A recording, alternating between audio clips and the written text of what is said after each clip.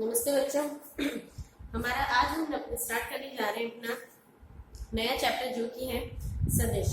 इससे पहले हमारा फर्स्ट चैप्टर कंप्लीट हो चुका है बच्चों। अब हमारा नेक्स्ट चैप्टर हम पढ़ने जा रहे हैं जो किसके ऊपर है हमारा बच्चों सदिश, जो कि हमारा कौन सा चैप्टर है, चैप्टर 2 सदिश, या इसको इंग्लिश में क्या बोलते हैं, वेक्टर। ये बच्चों, इससे पहले हमने भौतिक राशियां देखी, उनकी विमा देखी, उनकी विमाओं का विश्लेषण देखा, विमीय विश्लेषण विधि के द्वारा सूत्र का सत्यापन देखा। अब हम यहाँ पे नेक्स्ट क्या देख रहे हैं कि कोई भी हमारे पास जो भौतिक राशि होती है उस भौतिक राशि को हम कितने प्रकार से व्यक्त कर सकते हैं बच्चों। उस भौतिक राशि को हम कई प्रकार से व्यक्त कर सकते हैं। मेनली जो किसी भी भौतिक राशि जो कि हमारे आसपास जितनी भी भौतिक राशि जो हम यूज कर रहे हैं, जिन्हें कि हम किसी का मापन करने में यूज कर रहे हैं, उन सभी भौतिक राशियों को हम लोग व्यक्त करते हैं। उन भौतिक राशियों को व्यक्त करने के लिए हमारे पास दो प्रकार से हम क्या कर सकते हैं, उन्हें व्यक्त कर सकते हैं। यहाँ हम कह सकते हैं कि जो भौतिक राशियां होती हैं वो दो प्रकार की होती है। कौन कौन सी प्रकार की होती है बच्चों? पहली तो होती है हमारी अदिश राशि व दूसरी होती है हमारी सदिश राशि। अदिश राशि व सदिश राशि, ठीक है। अदिश को हम बोलते हैं स्केलर। बच्चों इनका इंग्लिश में भी नाम आपको पता होना चाहिए, क्योंकि मोस्टली ये वर्ड ज्यादातर आपको इंग्लिश में ही सुनने में मिलेंगे। कोई मोस्टली लोग कोई भी अदिश इतना नहीं बोलेगा, स्केलर क्वांटिटी बोलेंगे। तो स्केलर क्वांटिटी कैसी क्वांटिटी है? अदिश राशि है। वेक्टर क्वांटिटी सदिश राशि। इट मींस किसी भी भौतिक राशि को, किसी भी भौतिक राशि को किसके आधार पर बांटा है हमने? भौतिक राशि को उसकी प्रकृति के आधार पर, किसके आधार पर बांटा है? प्रकृति के आधार पर दो भागों में बांटा है। क्या है वो दो भाग? एक तो अदिश राशि व दूसरी सदिश राशि। इट मींस कि अगर हमें किसी भी भौतिक राशि को क्या करना है, व्यक्त करना है, तो हम उसको जो विभाजन देख रहे हैं वो हम किस रूप में देख रहे हैं? उसकी प्रकृति के आधार पर देख रहे हैं। किस रूप में देख रहे हैं बच्चों? प्रकृति के आधार पर, कि हमारी भौतिक राशि कैसी है, उसको हम किस प्रकार व्यक्त कर सकते हैं। तो अदिश राशि देखो बच्चों कैसी राशि होती है। सिंपल सी चीज है कि वह राशि जिसको कि व्यक्त करने में केवल परिमाण की आवश्यकता होती है। इंपॉर्टेंट चीज है, ये सब चीज हम पढ़ भी चुके हैं पहले। केवल किसकी आवश्यकता होती है? केवल परिमाण की आवश्यकता होती है। परिमाण मतलब बच्चों मैग्नीट्यूड। मैग्नीट्यूड, केवल परिमाण की आवश्यकता होती है। केवल किसकी आवश्यकता होती है? केवल किसकी आवश्यकता होती है? केवल परिमाण की आवश्यकता होती है कि हमें इस भौतिक राशि को व्यक्त करना है, बताना है कि कैसी राशि है कैसी नहीं। उसको व्यक्त करने की केवल हमें क्या चाहिए? केवल उसका परिमाण चाहिए, केवल उसका मैग्नीट्यूड चाहिए। कि जैसे सपोज ये है, ठीक है। अब हमें बोलना है कि ये पेन है, ठीक है। अब पेन की जो लंबाई बतानी है हमें, तो लंबाई हम कैसे बताएंगे कि इसकी लंबाई कितनी है? 5 सेंटीमीटर। तो 5 सेंटीमीटर से काम हो जाएगा हमारे पास। इसकी परिमाण क्या है? इसका 5 सेंटीमीटर है। हमें इसकी दिशा बताने की आवश्यकता नहीं कि पेन इस दिशा में रखा, उस दिशा में रखा। केवल हमने इसको बोला कि हाँ भाई ये पेन कितना लंबा है, बोले ये 5 सेंटीमीटर लंबा है, ठीक है। तो केवल इसके परिमाण से ही क्या हो गया, उसकी क्वांटिटी को हम क्या कर रहे हैं? फुलफिल कर रहे हैं, ठीक है। लेकिन ऐसी राशियां होती है जिनको की व्यक्त करने के लिए परिमाण व दिशा दोनों आवश्यक होती है। परिमाण और दिशा दोनों ही आवश्यक होती है। मतलब अगर हम केवल परिमाण बताएं उसका, तो भी हम उसे पूरी तरह से व्यक्त नहीं कर रहे, क्योंकि वो उसकी कोई दिशा है, पर्टिकुलर उसकी कोई दिशा है, वो किसी भी एक दिशा में गमन कर रहा है। तो हम केवल परिमाण से काम नहीं चलेगा, हमें उसकी दिशा भी बतानी पड़ेगी। क्लियर है बच्चों? तो जब परिमाण के साथ साथ जब दिशा भी क्या होती है, दिशा के द्वारा भी किसी भौतिक राशि को अगर व्यक्त किया जाता है तो वो कैसी राशि कहलाती है? एक सदिश राशि कहलाती है। तो इन दोनों में तो क्लियर है बच्चों, इन दोनों में डिफरेंस कि अदिश वह राशि होती है जिसमें कि केवल किसी राशि को व्यक्त करने के लिए केवल उसकी परिमाण की आवश्यकता होती है हमें, और सदिश राशि वह राशि होती है जिसमें परिमाण व दिशा दोनों की आवश्यकता होती है। ऐसी राशि कैसी राशि कहलाती है? सदिश राशि कहलाती है। अब इसमें देखिए एग्जांपल, देखो बच्चों कौन कौन से आ जाएंगे आपके। एग्जांपल आ जाएगा आपका द्रव्यमान, आप इसका पेन का वेट बताना है आपको, तो पेन का मास बता रहे हैं, तो इसका मास आपके लिए कोई दिशा बताते हैं इसकी। मास के लिए केवल क्या हम बोलते हैं कि भाई 5 केजी है, 6 केजी है, उसकी कोई डायरेक्शन थोड़ी होती है। तो द्रव्यमान कैसी राशि है, तो कैसी राशि है, एक अदिश राशि है, ठीक है। समय, समय की कोई दिशा होती है, केवल हम समय का क्या बताते हैं, परिमाण, कि हाँ भाई 5 सेकंड हो गए, अभी 1 घंटा हो गया, केवल इसका क्या बताते हैं, परिमाण बता रहे हैं। दूसरा हो गया हमारे पास दूरी, आपसे बोल दिया लंबाई, ठीक है, दूरी या फिर लंबाई, ये भी कैसी राशि होती है, अदिश राशि। हम बोले कि हाँ आप कहाँ से कहाँ तक, कि आप अपने घर से लेके स्कूल तक कितना चले, तो घर से लेके स्कूल तक आपने पूरा डिस्टेंस मेजर करा और बता दिया कि हाँ भाई इतना चले, ठीक है। वो दूरी क्या है, वो केवल उसकी दूरी बता रही है कि उसका घर उसके स्कूल से कितना दूर है, तो वो केवल किसी दिशा को व्यक्त नहीं कर रहा है। तो दूरी भी कैसी राशि है, यहाँ पे अदिश राशि है। लेकिन वही अगर हम वेक्टर की बात करें, तो वेक्टर के एग्जाम्पल में क्या क्या आ जाएंगे आपके पास, वेक्टर के एग्जाम्पल में आ जाएगा आपके पास बल, विस्थापन, यहाँ पे एक चीज और लिख लेते हैं, चाल, और यहाँ पे वेग। अब देखो ना, वेग से तो ये चीज एक जैसी लग रही है कि दूरी और विस्थापन दोनों ही, इसकी विमा भी क्या होती है, इसको भी हम मीटर में, किलोमीटर में व्यक्त कर रहे हैं, इसको भी मीटर में, किलोमीटर में, तो डिफरेंस क्या है, ये चीज बच्चों हम आगे पढ़ेंगे। यहाँ पे चाल क्या है, स्पीड, यहाँ पे चाल क्या है बच्चों, स्पीड है, और यहाँ पे वेग क्या है, वेलोसिटी। दोनों में बहुत अंतर है, और यही अंतर है कि ये सदिश राशि है। स्पीड तो किसको बताती है, केवल परिमाण को बताती है कि हाँ भाई ये इतने स्पीड से, ये कार है जो कि इतनी स्पीड से जा रही है, ठीक है। लेकिन आप ये नहीं बता रहे कि वो किस दिशा में जा रही है गाड़ी, कि कोई गाड़ी रोड पे आप जा रही है, आप बोल रहे हो कि हाँ भाई इसकी स्पीड तो क्या है, इतनी है, ये 15 किलोमीटर पर आवर की स्पीड से जा रही है, तो आपके बता रहे केवल उसकी स्पीड बता रहे हैं, हाँ भाई इसकी स्पीड इतनी है, ठीक है। लेकिन आप उसकी दिशा की बात नहीं करें कि भाई वो कार इतनी स्पीड से तो जा रही है, लेकिन साथ साथ किस दिशा में जा रही है, कि अगर वो इतनी स्पीड से जाएगी तो वो सीधी जाएगी, अगर वो इतनी स्पीड से जाएगी तो वो थोड़ा सा कर्व होके जाएगी। तो अगर उसकी परिमाण के साथ साथ जब उसकी हम दिशा की भी बात कर रहे हैं, तो अब वो क्या कहलाएगा, हमारा वेग कहलाएगा, वेलोसिटी कहलाती है। मींस कि अगर किसी की भी गति को परिमाण के साथ साथ उसकी दिशा द्वारा भी व्यक्त किया जाता है, तो उसे किसके द्वारा व्यक्त करते हैं, वेग के द्वारा।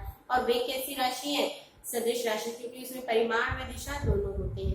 इसी तरह से दूरी की बात कर रहे हैं, क्या पूछ रहे हैं कि ये व्यक्ति यहाँ से लेकर यहाँ तक चला, ठीक है। वेग, विस्थापन और बल बहुत इंपॉर्टेंट चीज है, टर्म है, इसमें आगे क्वेश्चन पढ़ोगे आपकी, दूरी और विस्थापन में अंतर बताइए, वेग व चाल में अंतर स्पष्ट कीजिए, ये चीजें हम आगे पढ़ेंगे। थोड़ा बहुत इसमें बता देते हैं। देखो बच्चों, दूरी क्या होती है, एक लड़का है, वो यहाँ से चलना स्टार्ट करा, उसने यहाँ से चलना स्टार्ट करा, फिर यहाँ गया, फिर यहाँ गया, और यहाँ पे आके गए, ए पॉइंट से चलना स्टार्ट करा और बी पॉइंट पे आके रुका, यहाँ पे आके ये रुक गया, ठीक है। अब आपसे पूछेंगे कि भाई कितनी दूरी तक चला, यहाँ से लेकर यहाँ तक ये 10 मीटर तक चला, फिर यहाँ से लेकर यहाँ तक 5 मीटर तक चला, फिर यहाँ से लेकर यहाँ तक 7 मीटर तक चला, ठीक है। तो आपसे पूछेंगे कि भाई ये टोटल कितना डिस्टेंस कवर करा, ये कितनी दूरी का, ये कितनी दूरी का चली इसने, कितना दूर तक गया। तो आपसे पूछेंगे, तो आप क्या करोगे, सीधा 10 + 5 + 7, ये तो करोगे 15 + 7 करोगे, टोटल हमारा आंसर आ गया 22 मीटर। ये टोटल कितना मीटर चला, 22 मीटर चला। तो ये केवल उसकी किसको बता रही है, दूरी को बता रही है कि हमें वो यहाँ से लेकर ए से बी तक उसने 22 मीटर तक चला वो, ठीक है। लेकिन जब हम बात किसकी कर रहे हैं बच्चों, यहाँ पे जब हम बात किसकी कर रहे हैं यहाँ पे, कि अगर विस्थापन, विस्थापन देखो बच्चों क्या होता है, विस्थापन मतलब होता है किन्हीं भी दो बिंदुओं के मध्य न्यूनतम दूरी को ही क्या बोलते हैं, विस्थापन बोलते हैं। दोनों में बहुत डिफरेंस है। एक दूरी तो क्या है, एक बिंदु से लेकर दूसरे बिंदु तक तय की गई लंबाई, ये दूरी कहलाती है। लेकिन विस्थापन क्या होता है, किन्हीं भी दो बिंदुओं के मध्य, ये प्रारंभिक व अंतिम बिंदुओं के मध्य न्यूनतम दूरी क्या कहलाती है, या न्यूनतम तय दूरी क्या कहलाती है, हमारी विस्थापन कहलाती है। न्यूनतम दूरी क्या होगी, अगर वो उसे जब नहीं पहुंचना था तो वो पहले यहाँ गया, फिर यहाँ गया, फिर यहाँ गया, ऐसे जाने से अच्छा नहीं वो सीधे ऐसे चला जाता। ये उसकी न्यूनतम दूरी है, कम से कम समय ले रहे हैं, पहले यहाँ गया फिर यहाँ गया फिर यहाँ गया, उसको टाइम भी ज्यादा लग रहा है और डिस्टेंस भी ज्यादा कवर कर रहा है। तो उसे जब ये उसकी प्रारंभिक बिंदु और ये अंतिम बिंदु है, तो प्रारंभिक और अंतिम बिंदु के बीच उसका जो न्यूनतम दूरी है वो कब होगी, जब हम ए को बी से डायरेक्ट क्या कर दिया, हमें इस तरह से जोड़ दिया। तो ये क्या कहलाएगा उसका बच्चों, ये क्या कहलाएगा, इसका विस्थापन कहलाएगा। क्या कहलाएगा, विस्थापन। विस्थापन मतलब कि प्रारंभिक व अंतिम बिंदुओं के मध्य न्यूनतम दूरी या न्यूनतम दूरी ही क्या कहलाता है, उसका विस्थापन कहलाता है। कि मतलब विस्थापन मतलब कि वो कितना विस्थापित हो गया अपने, पहले जब वो यहाँ पे था, अब वो जब लास्ट में यहाँ पे खड़ा है तो वो अपनी पहली वाली स्थिति से कितना दूर है, पहली वाली स्थिति से कितना दूर है, इतना दूर है। आगे बात समझ में। विस्थापन का मतलब ये होता है कि कोई व्यक्ति के अंदर जितना भी परिवर्तन आता है या किसी भी वस्तु में जितना भी परिवर्तन आ रहा है वो उसकी प्रारंभिक अवस्था से कितना दूर है, प्रारंभिक अवस्था से कितना उसमें परिवर्तन आए, कितना परिवर्तन आए, इतना परिवर्तन आए, और यही क्या कहलाता है, उसका विस्थापन। जिसको कि हम मेजर कर रहे हैं ये क्या कहलाएगा, इसका विस्थापन कहलाएगा। क्लियर है बच्चों। तो विस्थापन में किसको बता रहा है कि अब हमने डायरेक्शन के लिए कैसी, इस तरह से, तो ये किसको बता रहा है, दिशा को। विस्थापन किसको बताता है, दूरी। तो परिमाण को तो बताता ही है, साथ साथ किसको व्यक्त कर रहा है, उसकी दिशा को भी व्यक्त कर रहा है। कि अगर कोई व्यक्ति सीधा ए से चलकर सीधा कहाँ पर आ जाए, बी में, इस तरह से आ जाए, इस दिशा में चलता हुआ सीधा डायरेक्ट आ जाए तो जल्दी पहुंचेगा, टाइम भी कम लगेगा। ठीक है। तो विस्थापन किसको बता रहा है, समय को तो बता ही रहा है, साथ साथ उसकी परिमाण को तो बता ही रहा है, साथ साथ उसकी किसको व्यक्त कर रहा है, उसकी दिशा को भी व्यक्त कर रहा है। ठीक है बच्चों। तो ये तो हो गया हमारे पास उनके उदाहरण, जिनको हम आगे अच्छे से पढ़ेंगे लैबोरेटरी। इनके मध्य अंतर पे बहुत बार क्वेश्चन आ चुके हैं कि चाल और वेग में अंतर स्पष्ट कीजिए, दूरी में विस्थापन में अंतर स्पष्ट कीजिए। ठीक है। तो सदिश राशि वह राशि होती है जिसे व्यक्त करने के लिए, वह भौतिक राशि जिसे व्यक्त करने के लिए परिमाण व दिशा दोनों की आवश्यकता होती है, सदिश राशि कहलाती है। अदिश राशि वह राशि होती है जिसको व्यक्त करने के लिए केवल परिमाण की आवश्यकता होती है, वह राशि कैसी कहलाती है, अदिश राशि कहलाती है। अब इसमें हमें डीपली कौन सी राशि के बारे में पढ़ना है बच्चों, सदिश राशि के बारे में पढ़ना है। ये सदिश राशि क्या है, इसको कैसे व्यक्त किया जाता है। देखो, तो सदिश राशि कैसी राशि होती है, परिमाण और दिशा दोनों इसमें। अब देखो बच्चों, इसे व्यक्त कैसे किया जाता है, डायग्रामेटिकली कैसे शो करते हैं इसे, इसको एक एरो के द्वारा शो किया जाता है। कैसे शो किया जाता है, एरो के द्वारा, इस तरह से। ठीक है। तो जहां से ये इसका क्या हो गया, प्रारंभिक बिंदु, ये इसका क्या हो गया, प्रारंभिक बिंदु, और ये क्या हो गया इसका अंतिम बिंदु। ठीक है। अब ये मतलब कि कोई व्यक्ति यहाँ से उसने चलना स्टार्ट किया और चलता है और किस दिशा में जा रहा है, इस दिशा में जा रहा है, चलता हो गया और यहाँ आके क्या हो गया, रुक गया। तो इसका प्रारंभिक बिंदु हो गया, ये इसका अंतिम बिंदु हो गया। क्लियर। तो ये प्रारंभिक बिंदु को मतलब कि किसके द्वारा व्यक्त किया जाता है, सदिश को एक एरो के द्वारा या तीर के निशान के द्वारा क्या किया जाता है, व्यक्त किया जाता है। जिसमें प्रारंभिक बिंदु तो क्या कहलाता है, उसका पूंछ कहलाता है, जहां से स्टार्ट करते हैं, और जो अंतिम बिंदु होता है वो क्या कहलाता है, इसका शीर्ष कहलाता है। मतलब किसी भी तीर का जो प्रारंभिक बिंदु होता है, जो पूंछ होता है, वो तो उसके किसको व्यक्त कर रहा है, या इसको हम कह सकते हैं टेल, और ये हेड। इस तरह से ज्यादा आसान रहेगा कि पहली बार इस सदिश को किस द्वारा व्यक्त किया जाता है, एरो के निशान से व्यक्त किया जाता है, तीर के निशान से व्यक्त किया जाता है। जिसमें प्रारंभिक बिंदु उस एरो का जो स्टार्टिंग पॉइंट होता है, जो पूंछ होता है, जो टेल होता है, वो प्रारंभिक बिंदु को व्यक्त करता है, और जो एरो वाला निशान है, जो शीर्ष है या जो हेड है, अंतिम बिंदु को क्या करता है, व्यक्त करता है। किसको व्यक्त करता है, अंतिम बिंदु को।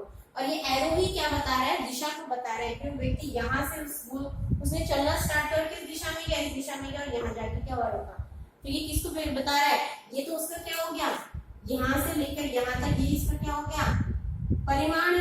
कि इसको आपने स्केल से लिया और यहाँ से यहाँ तक आपने मेजर कर लिया, स्केल लिया आपने और स्केल को लेकर यहाँ से लेकर, जैसे ही कितना है 10 है, और ये पूरा 10, मतलब यहाँ से आपने मेजर कर लिया तो ये तो क्या हो गया इसका परिमाण कि ये 10 सेंटीमीटर आ रहा है, ठीक है। ये इसका आपने क्या निकाल लिया, परिमाण निकाल दिया। और अब आपसे पूछेंगे कि ये किस दिशा में है, किस दिशा में गमन कर रहा है, किस दिशा में गमन कर रहा है, इस दिशा में गमन कर रहा है। जो भी आपने दिशा बता रहे थे, हाँ भाई ये किस दिशा में जा रहा है, आपका ईस्ट डायरेक्शन में जा रहा है, वेस्ट डायरेक्शन में है, नॉर्थ डायरेक्शन में। तो ऐसे क्वेश्चन किस में यूज किए जाते हैं, डायरेक्शन वाले में सॉल्व किए जाते हैं। तो ये तो इसका निरूपण हो गया बच्चों। इसके ये तो आपका बस छोटा सा इंट्रोडक्टरी पार्ट है। इसके बाद हम डीपली पढ़ेंगे वेक्टर के विभिन्न क्या पढ़ेंगे, हम पार्ट्स पढ़ेंगे, उन्हें कितने भागों में विभाजित किया जा सकता है। क्लियर है बच्चों, वो हम देखेंगे अपने नेक्स्ट लेक्चर में।